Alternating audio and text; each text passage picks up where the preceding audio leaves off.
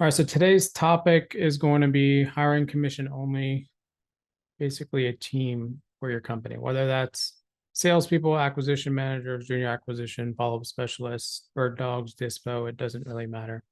Process is the same. The only differentiation is going to be a little bit on the paperwork and training side, of course, and onboarding. The way I'm going to go about this is, of course, if you guys have any questions, just throw it in the chat. If you want to be spotlighted, raise your hand and I'll spotlight you. You can ask any questions you need. But for the time being, I'm pretty much going to go through this. I've provided certain resources to a few of the people, especially in the beginning when we first launched Built. We'll be giving away some more resources today as well. So to kind of deep dive into what exactly we're going over today is, so why are we focusing on commission only? Whether that's again for your acquisition or junior acquisition or dispo or sales team. How to, of course, market for talent, certain methods. How to filter out candidates and how, of course, we do it differently. Of course, we'll go over the interview process, the onboarding process, the paperwork involved for legal compliance. You might need to change it depending on what state you're in. How to train your team. How to manage and track, metrics on the daily, weekly, monthly. And then at the end, of course, I'll give away all, access to, the resources that we'll talk about in this particular presentation. So real quick, why exactly do you think we hire commission only people? Is it to be cheap, or is it a strategy a lot of companies use for many, many reasons? So I have a few reasons why I like to hire commission only people. And some people might not agree with me, and that's totally up to them. When it comes to any type of business, doesn't matter the industry, we're focused, of course, mainly on real estate and SaaS particular, e-com's very similar as well. Other sales, forces, when it comes to different businesses, might operate a little bit differently. But one of the main reasons why we hire commission only people, especially acquisition teams, is a lot of them need training. They don't know anything when it comes down to that particular industry. For example, real estate, they don't understand the paperwork, they don't understand how to comp, they don't understand how to underwrite. And so a lot of that is training on our part versus if it was a, part salary, part commission job or fully salary job, you would expect that person to be educated already and to jump in that position with minor training. And in our case, when it comes to real estate, that's not true, right? They come in, they have no idea what the hell they're doing. And so that's one of the main reasons. Another reason why is you might want to hire somebody is, let's say you can't afford to hire them, right? Maybe another reason would be you don't trust that person to pay them a salary because it is a sales position job, right? And why would you pay somebody who's not successful, who doesn't want to take the initiative to learn and to, put their head down and do the inputs needed to get that required output? That's some of the reasoning that maybe comes to mind for me. Maybe you guys have different reasonings, but nonetheless. So I'm gonna go through this. If I'm going too fast, slow me down. Just raise your hand. If I'm going too slow, well, I'm purposely going this slow to make sure that you guys kind of get everything. This could last an hour, could last 2 hours. I don't know yet. So in order to market talent, there's many resources you can use. I'm only going to talk about 2 today to kind of simplify this a bit. But you can go the social media route. And a lot of you guys already do this in the community. It's like, hey, I'm looking for an acquisition person to join my team. Or someone might make a post of their own saying, hey, I don't know what to do. Can I join an acquisition team? So of course you guys have that route going. To me, that's tedious. I mean, here's the thing, right? Like there has to be some sort of filtration process when it comes to talent. And you don't really want to hire anybody and everybody at the end of the day.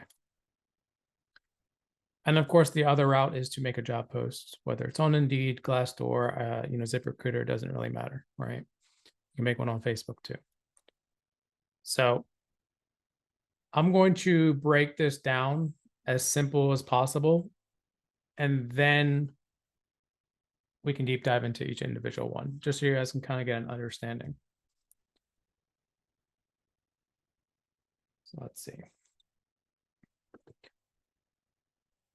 So if you're going to hire a team, commission only, using, let's say, these two methods right now, you're, of course, whether it's social media or it's some sort of job posting site like Indeed, you're going to need some sort of message, of course. Once you have that message and people are interested, you're going to want to bring them to some place. Now, most people at this point would probably hold one-on-one interviews. When you do this type of method of recruiting, maybe not social media too much, especially if you don't have a following, but like Indeed, you're doing a remote position, sales, whatever it might be, associate or commission only position, you're going to get a lot of recruits. In fact, you're going to get way too many. And to give an example, you can make a post right now on Indeed and probably get around 300 to 400 people replying to a post.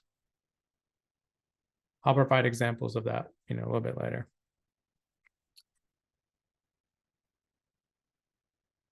This is where we do things differently. So typically, if you found somebody that applied for a job, or maybe they messaged you on Facebook for, you said you needed acquisition people, you'd probably hop on them one by one. I like to do things in mass to filter out people real quick, because especially if you're making a job post online, no matter how many times you tell people it's a contractor position and it's a commission only position, they still don't understand that because they like to click the quick apply button on these platforms. Social media is a little bit different. But there's a reason why you'll probably get like 300 to 400 people apply on Indeed or Glassdoor or ZipRecruiter. It's because of that feature, that quick apply button. So how we kind of filter them out right away is we don't really even care of looking at their resume at that point, because you're just wasting time. Because if you make 3 job posts, you can get 1,000 people ready to go. And there's not really any limitations on that. So instead, what we do is we do what's called a group discovery. Now, the group discovery is, let's just go with, it's kind of like a sales call. You're not only weeding out the people because you're restating the fact that this is a commission only job, you are restating the fact that this is a contractor position. This is not something that you can just show up to and expect to get paid like a regular desk job. This is something that you need to put in work to get that output. And you restate that in the beginning, and you probably will cut that Zoom in half, right at the beginning of that conversation. So just to kind of give you an example of how that looks like, if I were to do a post on Indeed, I'd probably get 300 applicants. Out of them, I would forward them all to one day of the week. Let's say, for example, 4 o'clock, 5 o'clock, and 6 o'clock in the evening. And I would give them a Zoom link so they can choose to join whichever time they feel is comfortable for them. Now, a lot of people will not see that message, or they won't get to it in time.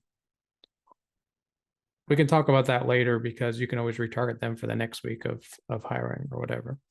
But let's say 300 people applied, you message every single one of them without even looking at their resumes to join your group Zoom, your group demo or discovery call or sales, whatever you want to call it.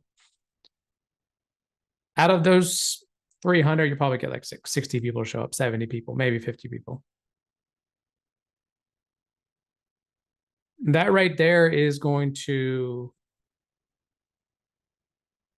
after it converts, after you do the sales, discovery call, you'll probably drop that down to probably in between 5 and 10. There's no specific number on that. But like 5 and 10 people that will end up saying, yes, I'm interested after that discovery call. So this is where it's kind of a little bit different, is mainly just the group Zooms. After that, of course, you're going to be setting expectations of what's to come. There will be one-on-ones after that, because now you can take the time and fully kind of explain to them and answer all their questions.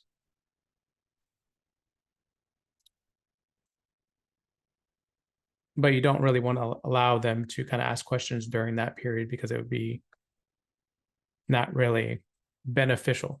Let's just go with that. Someone asked a question that has nothing to do with what you're trying to do.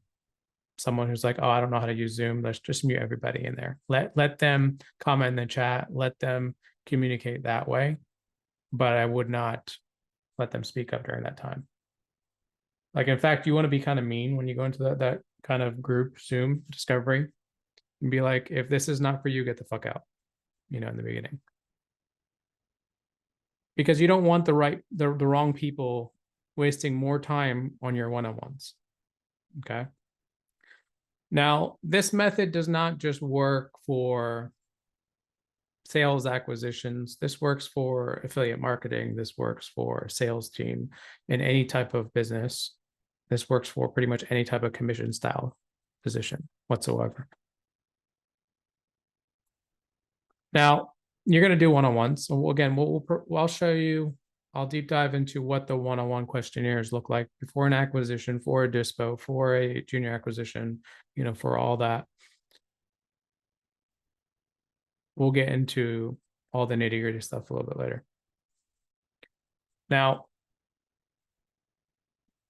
let's say you get somebody that's interested. Typically at that point, it's onboarding. A lot of individuals in here, and those that will end up watching later, probably don't understand the proper procedure for onboarding somebody. It's not you shake their hand and they come walk in the door and they start picking up the phone. Like, that's not how it works. Don't get me wrong, you can do that, right? But at the end of the day, we are all about paperwork and making sure things are legal and making sure that when tax time comes, they do get their 1099, right? And they are legally bound at that point. Now, there's multiple reasons why you do that. Okay. Number one, it makes them feel safe, right? They're signing paperwork. They're in contact with your company in some sort of legal fashion. There's compliance, there's NDAs, there's like so many different like things that protect you as of course the employer. You want to make sure you don't want somebody coming in your company stealing all your strategy and just leaving. There's multiple things involved.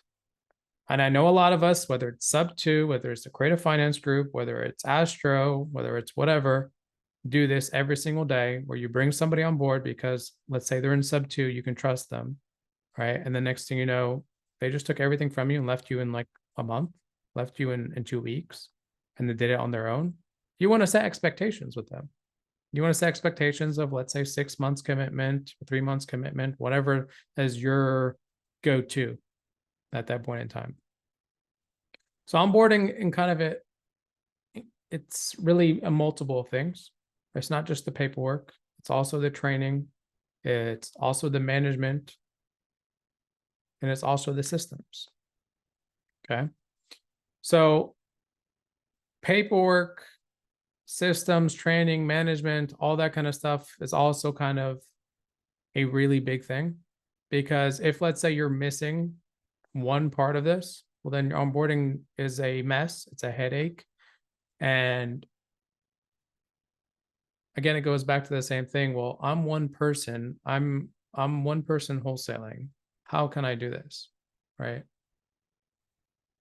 I'm going to provide you all the resources. So don't worry about that. As far as setting all this stuff up, once you set it up once, you don't really have to set it up ever again. And you can use it for multiple businesses. It doesn't really matter. It's a system of onboarding. Now, again, I'm gonna go deep dive into every single one of these so you know what they are. But at the same time, I kind of want to go back a bit. I want to go back to the interview process, right? Like let's just start from there, because whether it's social media, whether it's Indeed, or any type of other platform that you plan on putting a job post on, it kind of doesn't really matter, right? So you're going to be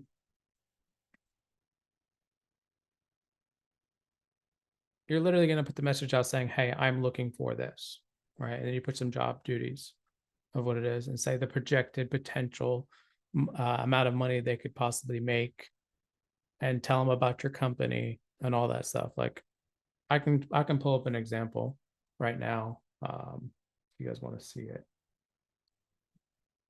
No, granted, this one's for Built Associates, but this is just an example. So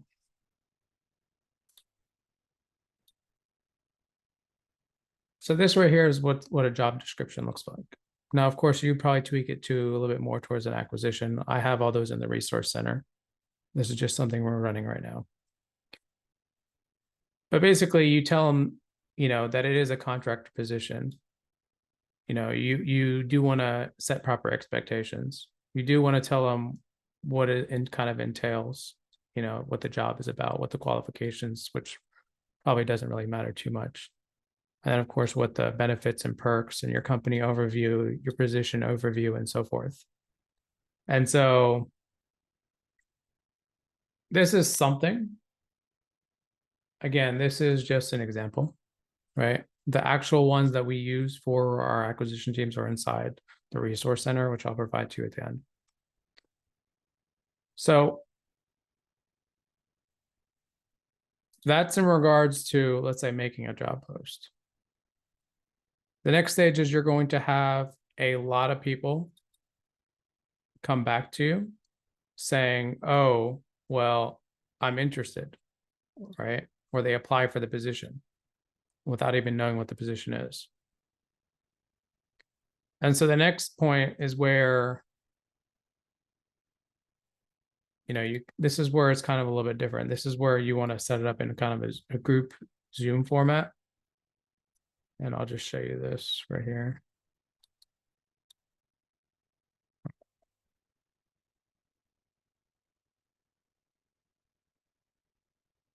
Let's see if I can pull this up.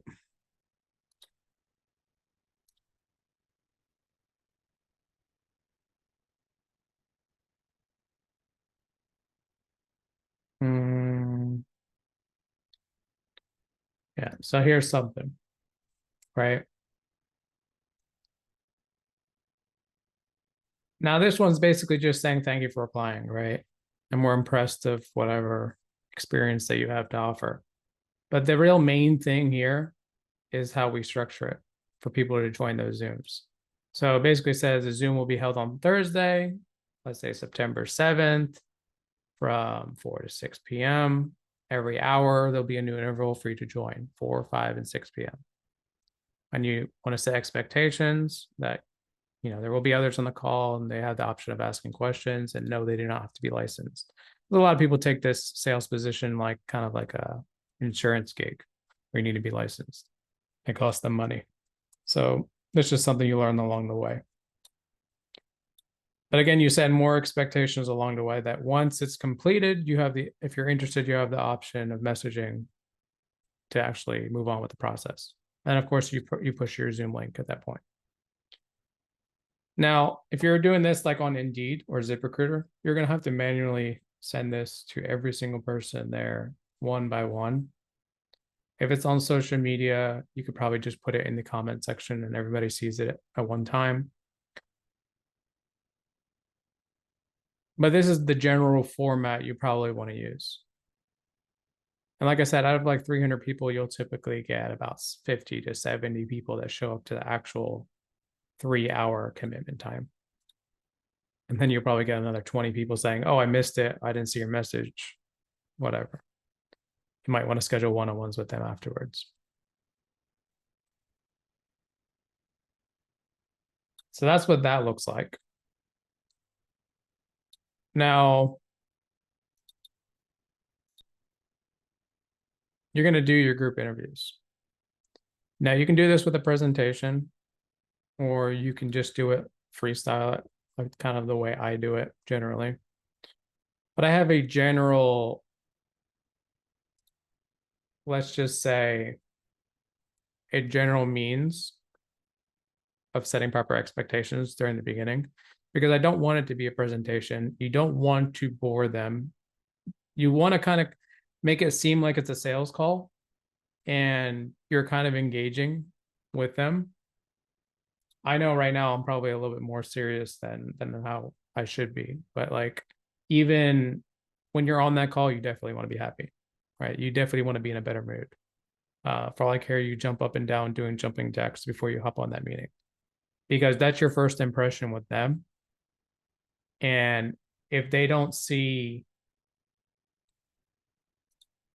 that this is something that they're interested in as a person they want to deal with, because they don't just judge the company. Like they can Google the company, they can pull up your website, they can see that it's a legit business by looking at its website, but they want to be comfortable with the person they're working with at the end of the day.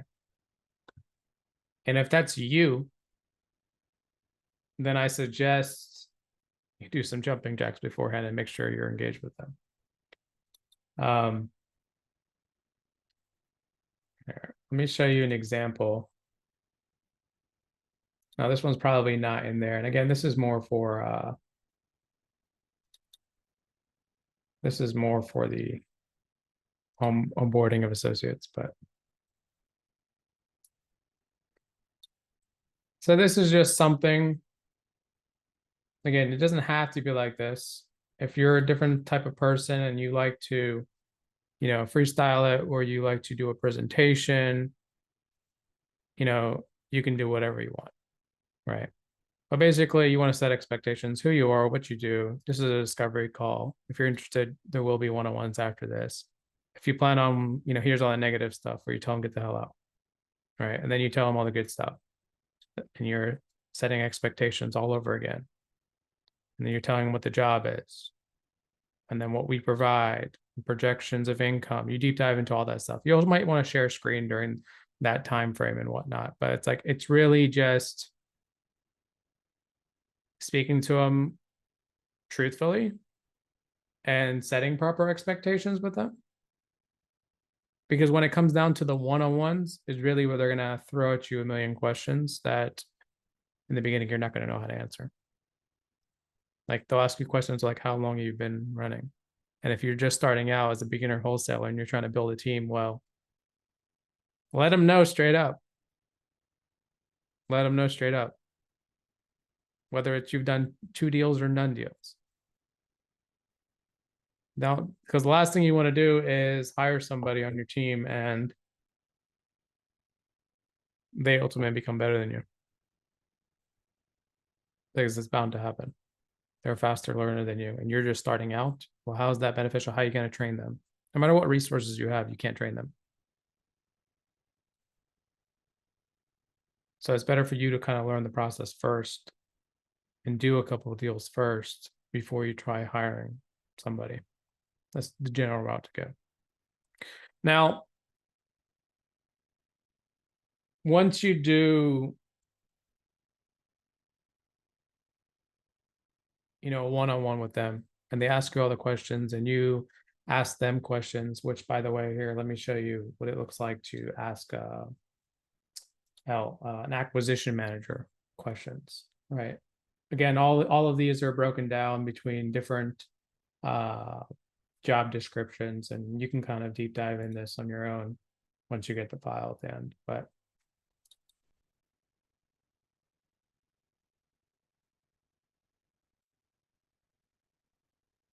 so you want to make sure that you're asking the right questions with these people, because if they can't do what you need them to do, I wouldn't hire them, no matter how interested they are in working with you. Don't just hire a body. So don't just hire a body. Now,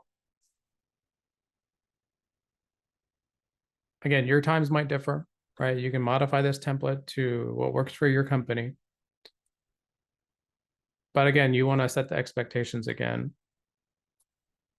and ask them questions that make them think. Again, you could change these questions. This is just what works for us. But really, like, you really want to understand a few things from them, especially if they're like an acquisition manager or a follow-up specialist, and you have them on your team or dispositions. You really want to make sure they're comfortable making phone calls, because a lot of people say they're really good, right? And they can boast and they can say whatever they want. But when it comes down to it, they struggle to make 100 phone calls because they're too lazy. And, you're not really controlling them. They're not in office, they're remote. So systems help with this to make sure that they are hitting their numbers. Of course, that costs money to have a system, but it saves you a lot of time and headache so that you can keep track of these 100 outbound calls. Make sure they are hitting their targets. Again, we'll get into targets and KPIs a little bit later. That's pretty much the end of this entire thing, because it's the nitty gritty. But again, like, you want to make sure you kind of go through all this stuff, ask them the right questions, because at the end of the day, if they are not the right fit for you, don't work with them. Because you could literally hire 10 people by the end of the week. Doesn't mean they're all good for you. And so if you go through an entire list, and let's say you go through 10 one-on-ones and all 10 of them are decent, right? But you have 2 of them that you really, really like. Well, I would skip the other 8 and just go with the 2. And then go on with another week of hiring and onboard, through the entire process all over again from the beginning, if you're really trying to build a bigger team. So when we started out, we built out 7 acquisition, 3 dispositions, and you just figure out what works for your company. Having too many people just means you need to train more people. And if that's what you want to do, then that's fine. I know people that will literally get on board hundreds of acquisition people, hundreds. But guess what happens with the culture? Guess what happens with the training? It's basically 0. Sure, they get deals, but they're going to have acquisition people leave left and right. And it happens all the time. So make sure you hire the right people. Don't just hire a body. Now, let's say you do find somebody you're like, you're not going to bring them on board, just say, hey, hop on the phone. Because that's not how it works. They don't know who you are still. They don't know how to use your systems. They don't understand how you operate, how you want them to operate. They don't understand. They understand maybe the expectations now because you told them on the interview, but they still don't technically understand what they need to be doing. And so typically we do like a 5-day schedule of onboarding. The first day is really just focused on paperwork. And paperwork's really, really important. So when it comes to paperwork, like, you're going to have your offer or employment agreement, right? It's going to state the terms that you discussed on that interview. You're going to have a job description so they can't go out of bounds of that job description. They can't say, oh, well, I did this, I did that. Just because they're commission based does not mean you can't set expectations with a job description. Absolutely, you can. You want to show them and make them sign a compensation plan. Of course, you're going to sign it too. Okay. There's going to be a sales quota where they need to hit every single month. It doesn't matter if they're commission only. They need to hit a target. If they don't hit that target, well, you know what happens. Bye-bye. And at least they will feel that regardless if you give them an extra chance, which you shouldn't. Okay. There's going to be an NDA and non-compete. There's going to be an attendance policy, right? So let's actually jump into that. I want to go over all the paperwork. Now, again, I'm just going to use an example of an acquisition manager for this. All the other ones are inside the resources as well. But just to kind of give you an idea. Okay, here's the junior dispo. We'll just go through this. So let's just open all these.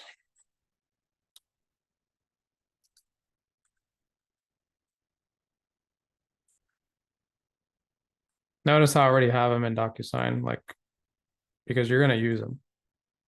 And once you create a template, you can keep using them. So this is the this is junior dispo. Okay. You're going to have their job description. Okay. You're going to have their sales compensation plan.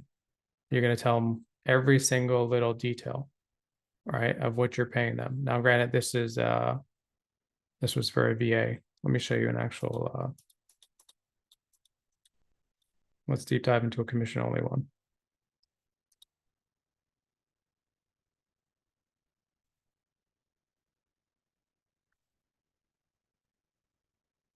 There, here's the bird dog one.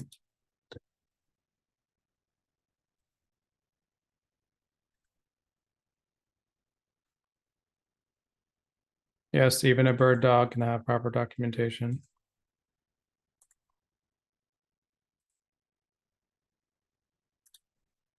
All right, W-9. Need their tax information. Okay, they're going to fill this out.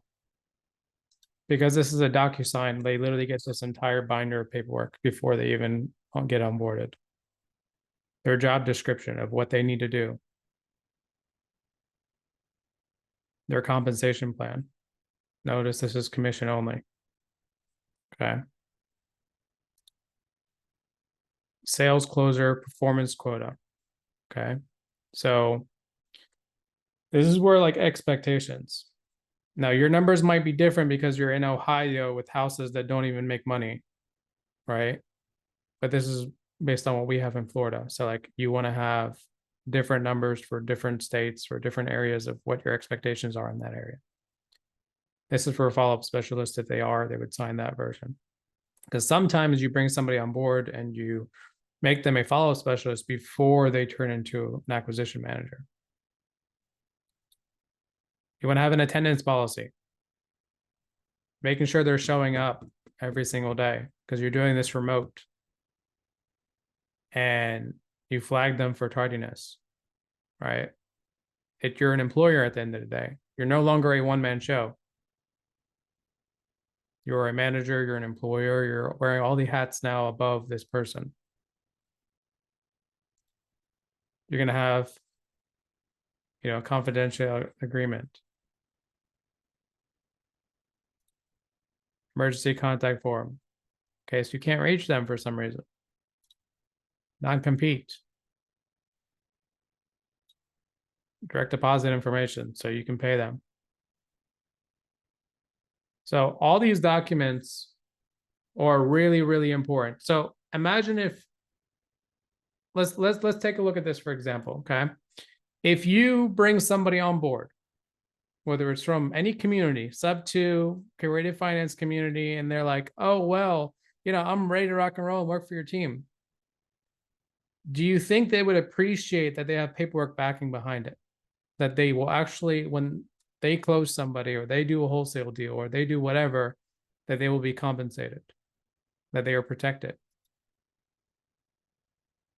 Of course they would. And so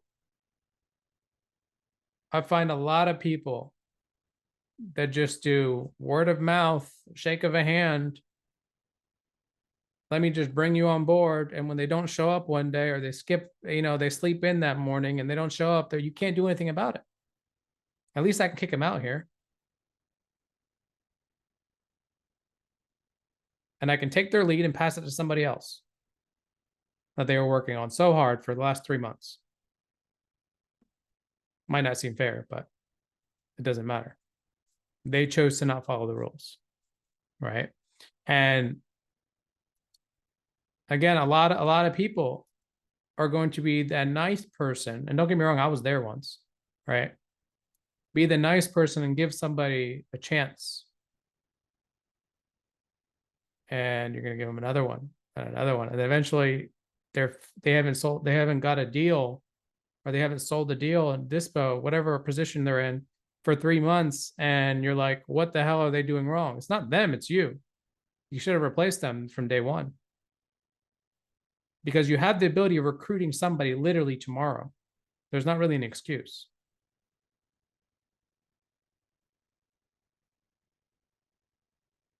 But a lot of people will find this tedious, right? And time consuming, which, don't get me wrong, it is.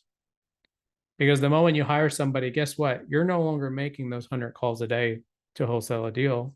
You're now focusing more than half of your time making sure this person's trained, right? And they have enough resources, and you're going to answer every little begging question that they have. And you're not going to be able to focus on your own calls. So if you're going to build a team, and right now you're focused on doing everything yourself, just make sure you have a cushion, you have room to literally let your hands go of the wheel and put people who don't know what they're doing in the beginning to take your spot. Don't expect them to be successful, in the first month, of course. But do know that you're going to be taking more of your time to train these people. Because here's the thing. You can't just give them all the resources and tell them go. That's not how it works. Number one, you need a system. You need to teach them how to use that system, right? You're going to need some sort of sales binder, which literally tells them exactly what they do on their day-to-day basis. Again, we provide all that stuff for you. Whether it's your agreements that you use, wholesale agreements, creative finance agreements, whatever it is, you need to train them on that paperwork, if that's what their job is to do. Maybe you won't, because you'll end up taking care of that. You need to give them access to some sort of training vault so they can understand how to comp and underwrite, rehab training, maybe how to determine the components of a house and how to break it down. Some of you guys don't know how to do that. Scripts, when they're on the phone, they need to use that script as a Bible and make sure that they're using it for a petition, especially in the beginning, because they're not successful. And that's how you can monitor their call recordings, and you can make sure that they are. And again, we provide the call review, information, how to actually check a call, how to check the checklist, make sure, you during your one-on-ones with them, kind of go over call recordings and stuff. Like, you want to be able to do all that. Like, that's part of training them. You can't, if you think you're going to hire an acquisition team and not listen to their calls, well, you're not going to be successful. You have to listen to their calls. There needs to be, because you're doing this remote, some sort of Zoom room that you're in as the manager, as the leader, as the owner, as the employer, available for them at any time, so they can pop in and find you. Because here's the reality. Those that are in wholesale or any type of direct to seller acquisitions, no, you're pretty much working from 8 a.m. in the morning to 8 p.m. Most of your deals close between 5 and 8. The whole morning is meant for follow-ups. Your deals close in the evening because people get off work.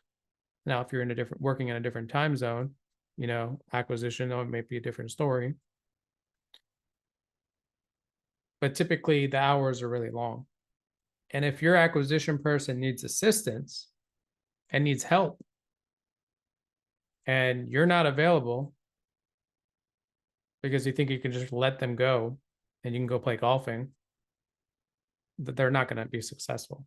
In fact, every single time they try to reach you and you don't have an answer for them, that's a flag, in their eyes. That I could not get the assistance I needed. I'm working on a deal right now. It's urgent and you can't help me. Yes, that is a lot of reasons for your commission only people to leave, because they're not making a salary and they depend on you.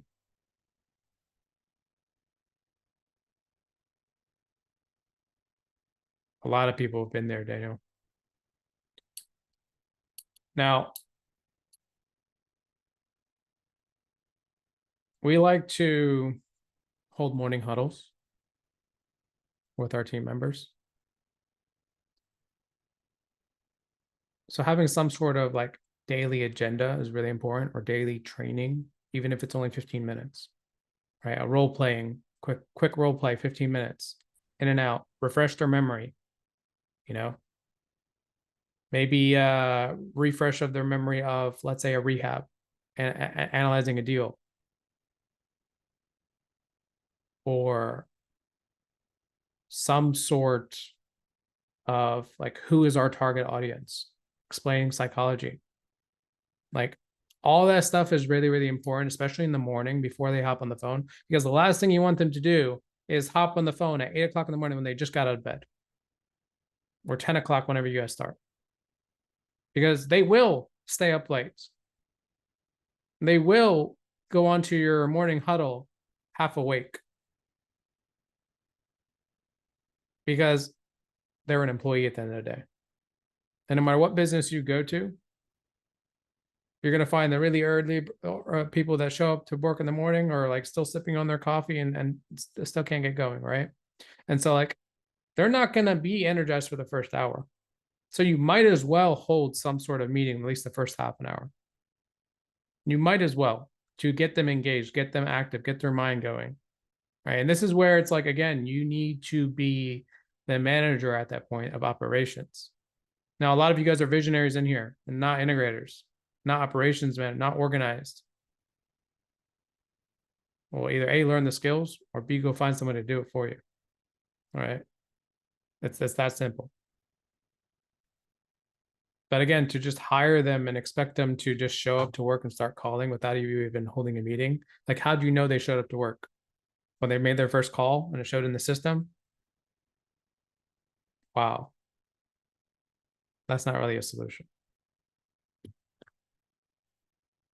So another thing is, like, I mentioned this before about like call recordings is really, really important.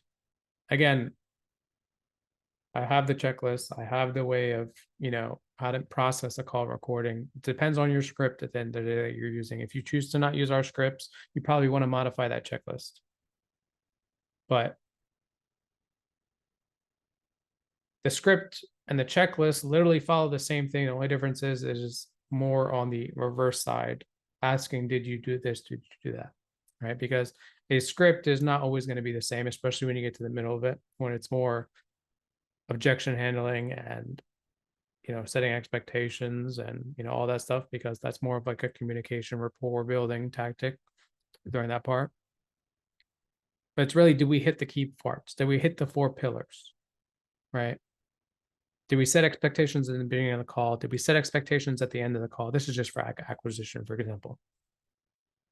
You want to have one for Dispo. You're going to have one for junior acquisition. You're going to have one for your VAs. You're going to have one for every single job description that's on the phone. You want to make sure they're following your scripts, because if they aren't, well, that's why they're not closing deals. Now, if someone closed the deal and they didn't use your script, does not mean they're good. That means they got lucky. Let's see if they can do it again. Let's see if they can do it again. Because if someone closed 10 deals in a row not using the script, he's a genius, probably. He's really good on the phone. He's a different case. That's fine. But most of the time, that's not the case. 99% of the time, that's not the case. What closes deals is consistency, was following the script every single time over and over again. Proven for a fact. Because a normal person can't freestyle it.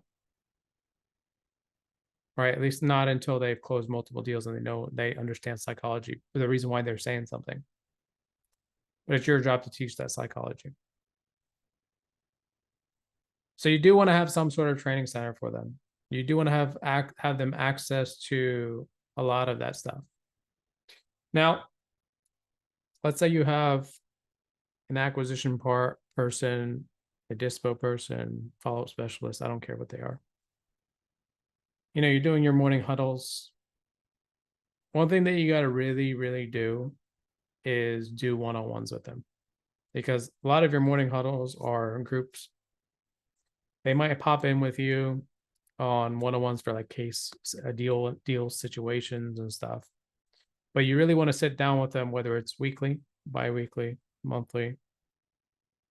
I'd recommend doing it bi-weekly and monthly. Okay. Especially in the beginning. And then when you have a full team, you can do it weekly.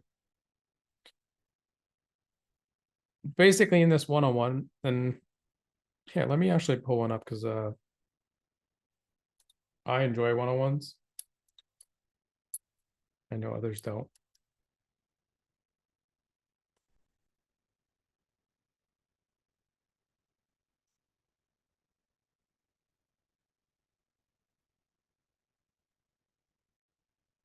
Here, let's just pull up this one. This is just an example one, but let's see.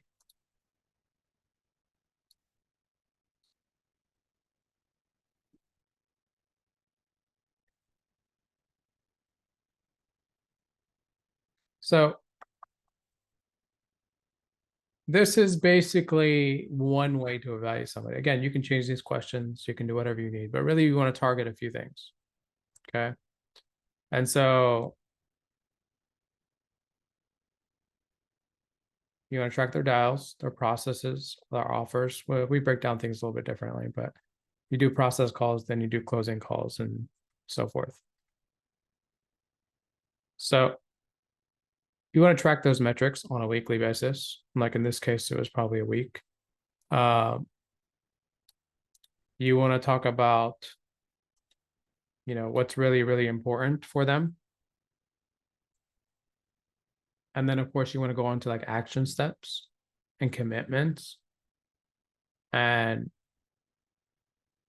what they need to really focus on for the next week, because if they keep making this mistake and they're not hitting their targets, they're not hitting their goals, well, that typically means they're not the right person. And they understand that when they go to this meeting and you sound disappointed because they didn't hit their target, what they were supposed to. I mean, granted, this person got 2 deals, so it doesn't matter, but they need to see that you care in helping them out. Okay. Like this right here, as my manager, you can what? Like they need to tell you what they need from you to improve. But if you can't provide them this, then you're not a good manager, of course, because you need to provide them what they ask for. Just like the same thing, you're going to ask them for things that you need them to develop on. And if they don't meet that, you're going to be disappointed. It works both ways. You're not just the right fit in your first appearance. You guys need to be the right fit the entire time working together. And it's the same thing in partnerships, same thing, in marriage, is the same thing in everything. If we're not the right fit for each other and you can't solve the problem, then typically people separate. We just like to do it in paperwork.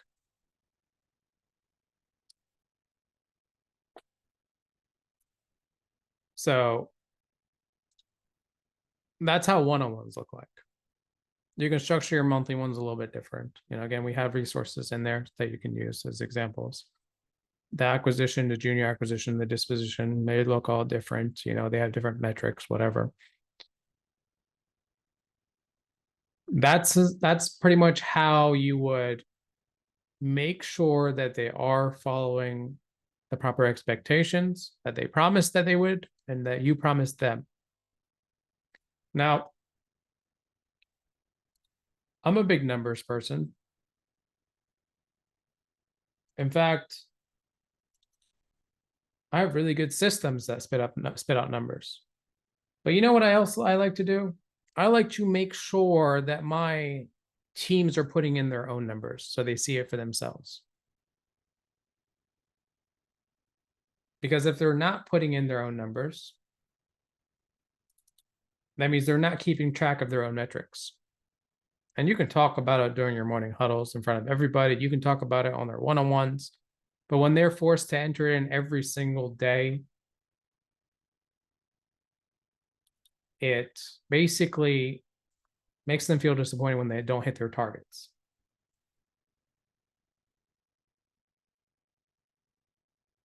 So let's just pull this one up. So I think this is the example one that's in there. Whatever. So something like this. So whatever it may be, right?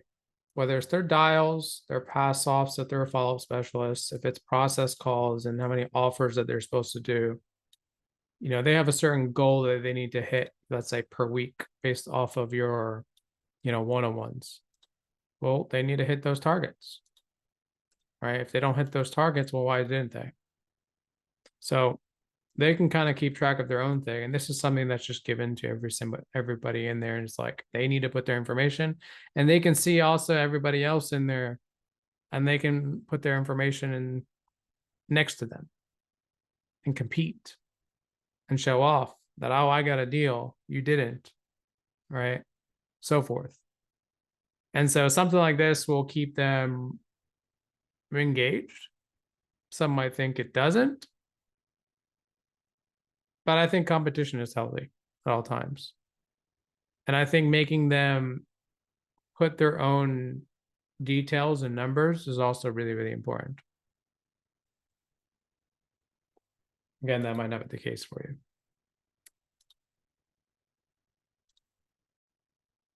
So team metrics are important. And in fact, I'd probably say it's one of the most important. There's some more advanced stuff in there as well. I don't think I should really deep dive into that because it's really like analytical, and it would probably bore a lot of people. And even if I did explain it, it'd probably take an hour of its own. But basically, it's a sheet where every time someone gets a deal or someone, you know what? Fine. I'm just going to go over it briefly. We'll just go use this one. So all that information that was taken from here automatically populates into a summary. Now, again, it's like if you're keeping track of pretty much everything at a point in time. Like this is what, 1 week. And so it's like, how many offers your team did, how many deals they got under contract, how much is projected, let's say. You can kind of keep track of all those metrics. But not only that, you can kind of deep dive into the last 4 weeks. You deep dive into the previous weeks before that. You might want to actually deep dive into a lot more analytical stuff, because like you could look at this pipeline right here, because at the end of the day, pass offs equals process call equals offers call. And wherever there's a break and it doesn't meet your conversion at a certain point is where the issue's at. Because if in your company that you're supposed to make an offer for every single process call, yet half of them were only made, well, that's a bottleneck right there, as an example. So you want to be able to understand those metrics. I'm not going to deep dive too much into this at all, in fact, just because you're probably not going to use it. A lot of people don't like to use the tools they're given to them, even if it's free. It's because it's too hard to learn it themselves. And in fact, a lot of you probably won't even enforce your team to fill in their own numbers to keep track of things. A lot of you won't have systems, period, for your team. Will not have a training. And I know you guys are going to take this model and hire 10 acquisition people for your team and not do the paperwork correctly and not give them what they need as far as like training and resources. And next thing you know, they're all going to leave you until you learn your lesson. Because unfortunately, people are like that. I would suggest,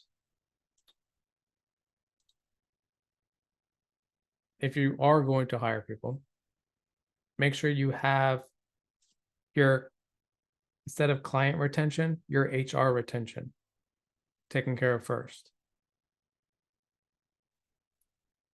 Get all the resources that I'm about to give you guys. And make sure you go through them, edit them for your business. Okay. Understand them. Make sure they're compliant in your state, right? As far as regulations and legal compliance. Set them up where it's literally but one click and they get all the information. If you're already a part of Built, this makes your life 100 times easier. You can just create a template. If you already have systems, regardless if it's Built or somebody else's, make sure you have training to teach them. Make sure you give them the sales binder that's in there so they know how to actually do their job. You provide them all the training necessary. And then still on top of that, you need to be there for them before you go hire your first person.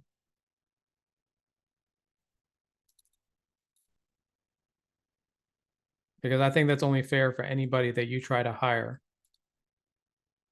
that you are ready to hire them. And it wouldn't be fair for me to hire somebody and I'm rushing to do paperwork and it takes me 3 hours to get you your document, your offer letter to sign, and then another hour to get you, the compensation plan, and then, all this, and you're going all over the place. Have your paperwork in order and do it right the first time. So some of you already have these resources. I put in the chat my link tree, which has access to the free stuff I give out in general. What is it? The team building blueprint that's in there in that link. Under free resources, you'll get access to an entire Google Drive folder. Okay.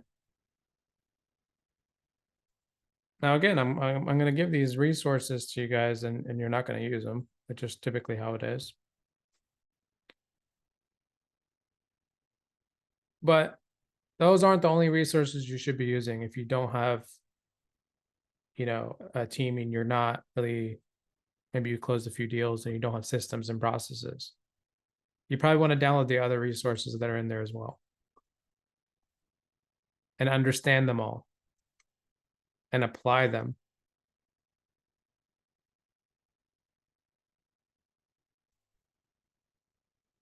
But nonetheless, that's all I have for you guys today. Sorry, I'm not in the brightest mood today, but it was probably needed for this type of thing. Who's here got any questions for me? Maybe I can answer.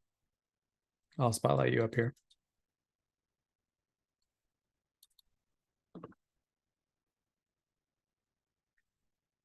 Of course, Daniel.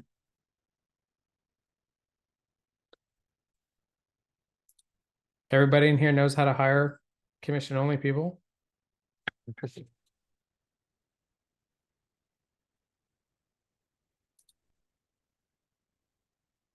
Daniel, you're smiling at Ian. Yeah, I don't know. Am I on mute or can you hear me? Yeah, you're good. I'll spotlight you. So I do have a question. So I've been on the other end of this. Um, I'm not ready yet to hire anybody. Still kind of settling things in, figuring it all out. But when that time comes, how does, and I might have missed it, I apologize, I had to drop my son off at baseball. How Good. does the tax portion of everything work? Because they're W-9, is that all on them, or is there something that I have to do? Of course, you gotta file a 1099 for them at the end of the year. Okay, Yeah, but so there's certain requirements for that. It's like really for them to file, for you to file a 1099 for them, they really need to make $20,000 or more. I think I might be incorrect with that, but like maybe every state's different, but I would confirm in your area. okay, I just know it's not a requirement where I'm at unless it's $20,000 or more. gotcha, okay. Then I don't Yeah, legally have to. Well, we check my still do. local. Yeah, we still do. Now, would it be based off of where my company is headquartered, or is it based off of where they live? Honestly, I hand it to my CPA to take care of. Okay, I would that's what ask I need to I would find. ask your accountant, right? I am really good with finances when it comes to numbers, but not the legal tax stuff. Sure. Um, I wish I could answer that exact thing. What all I know is that I'm supposed to legally make sure that they sign this documentation before they work, and then that gets handed to the accountant, and they take care of everything from there. Um, then help. I didn't really answer your question, but No, no, I mean, it did. One, got to find that good CPA. I mean, that I know, it makes a world you of don't difference. really need a good CPA in the beginning, right? Like Right. just get a general accountant, right? You can 1-800 accountants will help you answer your questions. Like realistically, and it's free. Yeah. Um, but at the same time, like don't spend your money on finance and accounting and stuff like that if you're not making money. Period. Just sign the W-9. When you make money at the end of the year, you're gonna do your taxes anyways. Do their taxes with you. Right. But yeah,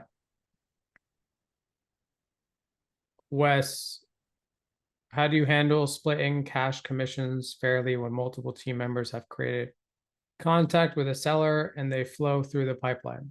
So we have what's called, that's why we break it down between follow-up specialists. Of course, let's start from the beginning. You might have VAs too, cold calling. You have a VA, they make salary. If they close a deal, they might get an extra 100, 200, 300 bucks, whatever you decide to give them for closing a deal. But the next it goes to a follow-up specialist. That follow-up specialist, I believe we gave them 5%. If I'm not mistaken. Um, and then the closer gets, so here's how it works. The one that closed the deal gets 15. But if there was a follow-up specialist involved, they would get 10 now, and the follow-up specialist would get 5 because they didn't fully do the deal. Now, that's how we split things up. Now, just because the closer didn't close that deal, but let's say went back to a follow specialist and then that closer was not available and it get forced to go to somebody else. Now at that point, they all agree on a fair number together. I think that's how we do it. We just sit down, all three of us, and they'd be like, "Oh well, I didn't show up. It was my fault. I don't deserve it." Somebody will say that. Somebody might say, "Well, I deserve the full thing, whatever." At that point, um, but at that point, it really just determines, like, you can set a rule, you can set more expectations at that point and go in proper details, but really it doesn't happen that often because typically the closer is the one responsible for dealing with that person over and over and over again, unless they just no longer work with the company. Let's see. Did that answer your question? Yes, gotcha. Thanks. You're welcome. Aaron had to drop off. Okay, thanks, man. Always appreciate, man. You're welcome, Aaron. Oh, you too, Daniel. Okay, cool. Awesome. Anybody else have any questions? What else you got for me? Angel, aren't you building a team out right now? Yeah. How's that I going? have I have two right now. They're pretty much doing the follow up and uh the whole thing. Um, Paperwork or no paperwork? no paperwork, just just verbal.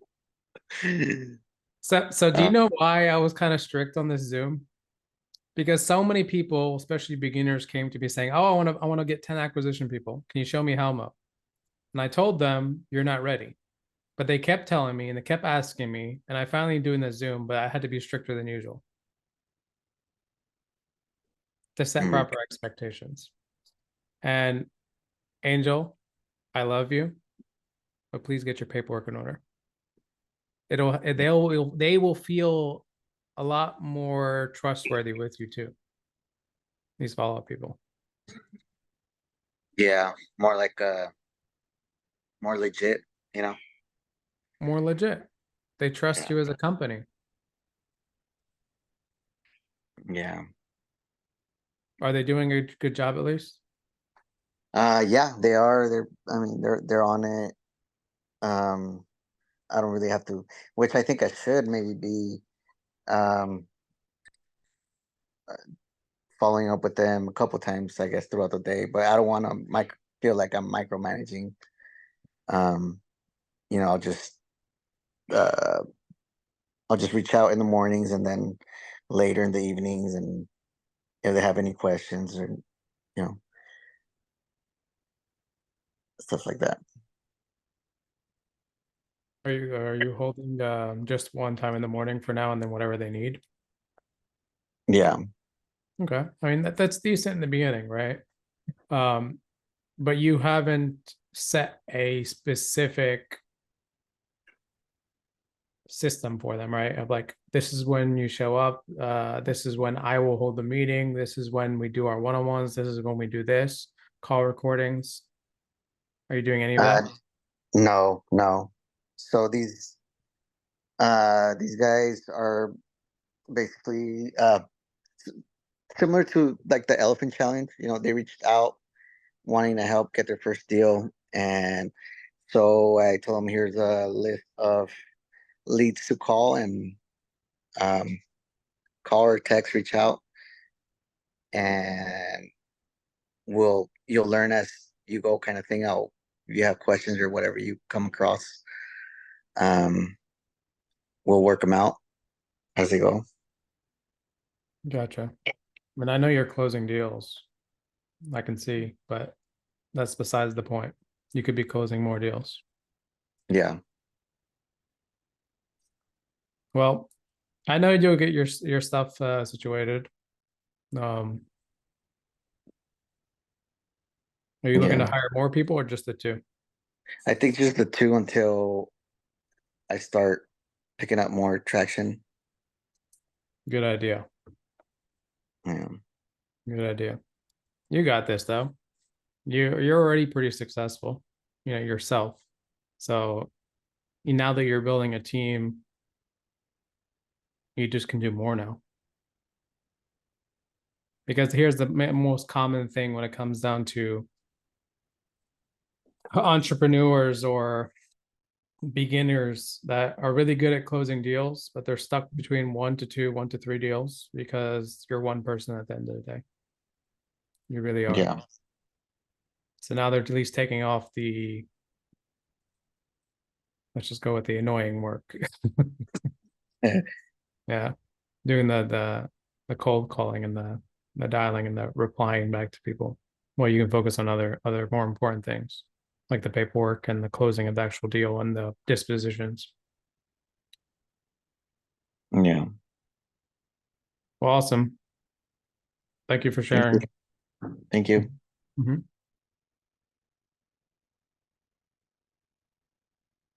So, I mean, this goes for everybody, right?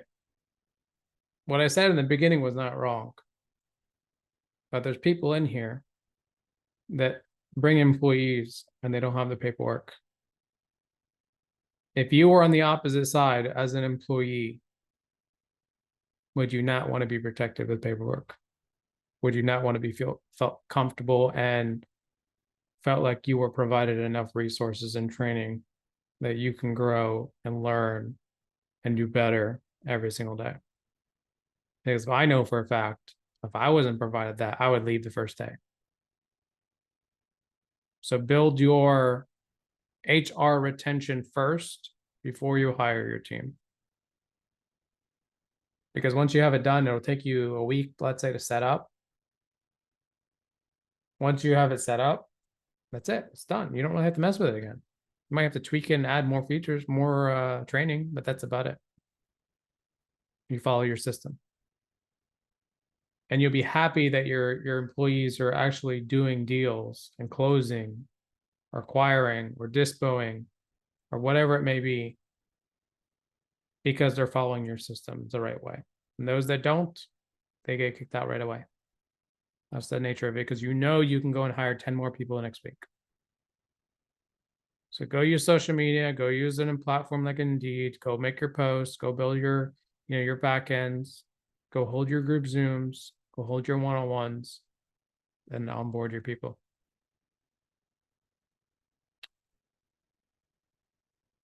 You're welcome, Wes. You're welcome to all you guys. With that being said, anybody have any last questions, concerns, want me to spotlight them before we end this tonight?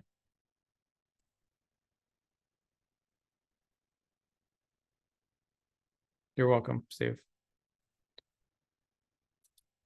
All right, awesome. I appreciate you all. Thank you so much for being here. The recording for this will be on my YouTube channel. That's not growing at all. But it'll be over there. I'll also post it in the community if anybody needs to come back to this. Again, the resources in the chat, I'll put it in one more time in case somebody missed it. Okay. If you need anything, you can reach me on there as well.